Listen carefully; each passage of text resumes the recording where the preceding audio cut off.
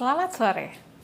Senang kembali berjumpa dengan Anda dalam program KPA Tamrin bersama saya Sandy Sopakua.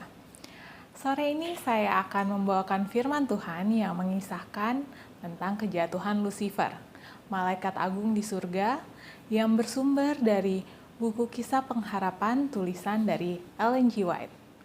Sebelumnya mari sama-sama kita berdoa. Bapa kami di surga, terima kasih Bapa atas berkat-Mu hingga sampai pada hari ini. Sekarang kami akan memulai pelajaran-Mu ya Bapa. Berkatilah dengan pelajaran ini agar kami dapat lebih mengerti mengenai-Mu dan dapat lebih dekat lagi kepadamu. Terima kasih Bapa sudah mendengar dan menjawab doa kami. Dalam nama Yesus, Juru Selamat dan Penebus kami. Amin. Di surga, sebelum pemberontakannya, Lucifer adalah malaikat yang mulia dan yang ditinggikan, dihormati setelah anak Allah. Wajahnya seperti para malaikat lain, lembut dan memancarkan kebahagiaan. Dahinya tinggi dan lebar, menunjukkan kuasa pikiran yang tinggi. Bangun tubuhnya sempurna, penampilannya agung dan mulia. Wajahnya memancarkan sinar yang menerangi sekitarnya lebih cerah dan lebih indah daripada malaikat yang lain, kecuali Kristus anak Allah di atas semua kumpulan malaikat. Dia adalah satu dengan Bapa sebelum malaikat-malaikat diciptakan. Tetapi Lucifer cemburu terhadap Kristus, dan sedikit demi sedikit dia mengambil bagi dirinya kekuasaan yang hanya layak bagi Kristus.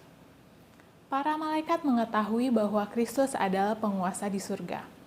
Kuasa dan kebijaksanaannya sama sebagaimana Allah sendiri. Lucifer mengetahui bahwa dia adalah yang tertinggi di surga di antara malaikat. Allah sendiri yang memberikan posisi itu kepadanya. Tetapi hal itu tidak membuat dia menghormati dan memuliakan penciptanya. Dia menginginkan tempat yang seharusnya bagi Allah sendiri. Dia meninggikan dirinya sendiri. Dia menyadari bahwa dihormati oleh para malaikat. Dia mempunyai misi khusus yang harus dia lakukan. Dia berada di sisi pencipta agung itu dan cahaya kemuliaan Allah yang kekal bersinar secara khusus ke atas dirinya. Dia membayangkan seandainya para malaikat menurut perintahnya dengan cepat dan sukacita, tidakkah pakaiannya akan indah dan bercahaya? Mengapa harus Kristus yang ditinggikan melebihi dirinya? Dia meninggalkan hadirat Allah Bapa, merasa kecewa dan diliputi perasaan iri hati terhadap Yesus Kristus. Dengan menyembunyikan tujuannya yang sebenarnya, dia mengumpulkan para malaikat. Dia menyatakan tujuannya yang sebenarnya hanya ditujukan bagi dirinya. Tanpa merasa bersalah, dia mengatakan bagaimana Allah telah mengabaikan dia dan lebih mengasihi Yesus. Dia mengatakan kepada mereka bahwa dari hal tersebut di atas, kebebasan yang pernah mereka nikmati sudah berakhir. Tidakkah ada seorang pemimpin akan ditunjuk di antara mereka yang kepadanya mereka harus dihormati seperti budak? Dia menyatakan kepada mereka bahwa dia telah memanggil mereka untuk meyakinkan mereka bahwa tidak lama lagi dia akan mengadakan serangan untuk menuntut hak-hak bagi dia dan mereka, agar tidak perlu lagi menyembah sujud di hadapan Kristus. Sebaliknya, dia akan mengambil kehormatan bagi dirinya sendiri yang sebenarnya Allah sudah berikan kepadanya secara istimewa, dan dia akan menjadi panglima bagi yang mengikut dan menuruti perkataannya.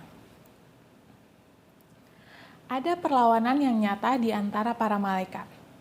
Lucifer dan pengikutnya berusaha mengubah pemerintahan Allah.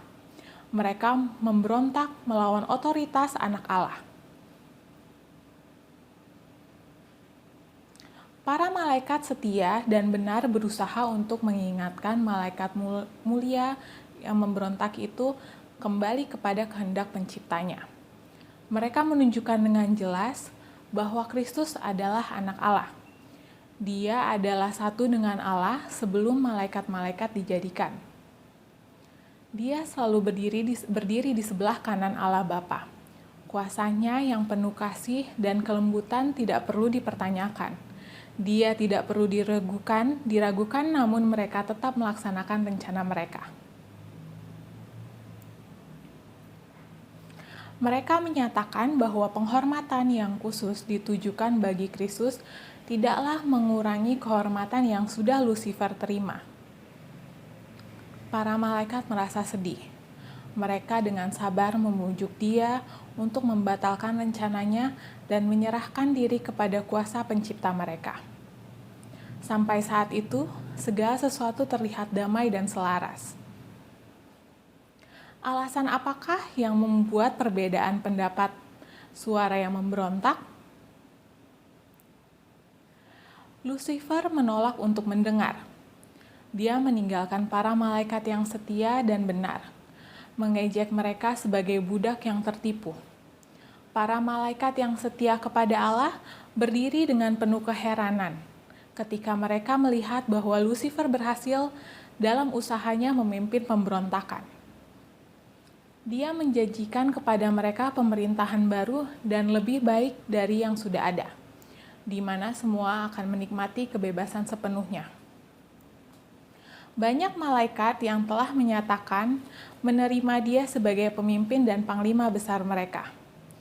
Ketika dia melihat bahwa usahanya berhasil, dia menyombongkan diri dan mengatakan bahwa dia akan segera memenangkan semua malaikat untuk berpihak kepadanya.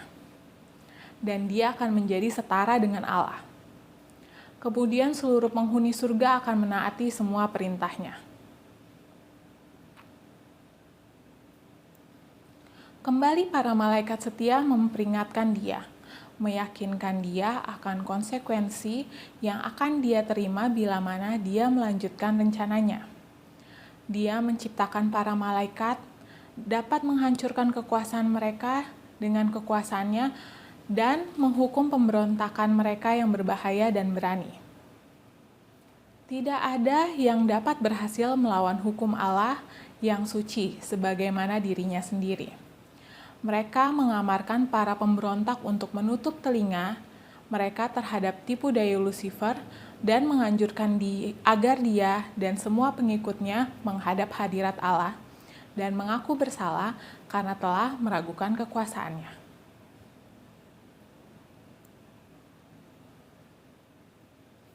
Banyak dari antara mereka mengikuti nasihat para malaikat setia dan menyesali ketidakpuasan mereka dan mengharap agar diterima kembali oleh bapa dan anaknya.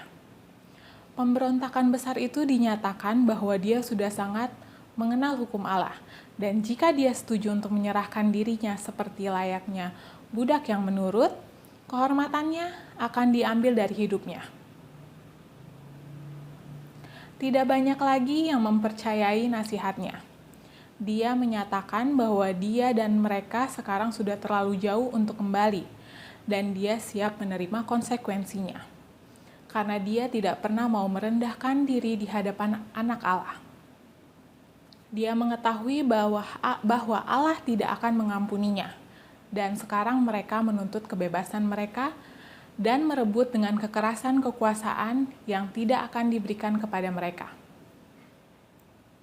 Dengan cara ini, Lucifer pembawa terang yang bersama-sama merasakan kemuliaan Allah yang berdiri dekat tahtanya, namun oleh pelanggarannya telah menjadi setan sang musuh.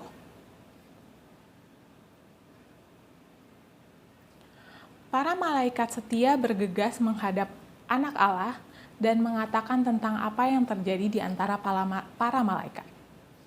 Allah Bapa berunding bersama anaknya untuk menentukan bagaimana untuk kebaikan para malaikat yang setia. Mereka selamanya mengakhiri kekuasaan yang setan tuntut bagi dirinya. Allah saat itu juga dapat melemparkan dari surga bapa segala pembohong itu, tetapi itu bukanlah tujuannya. Dia dapat memberikan kepada pemberontak itu kesempatan yang sama untuk menguji kekuatan mereka melawan anaknya dan para malaikat yang setia.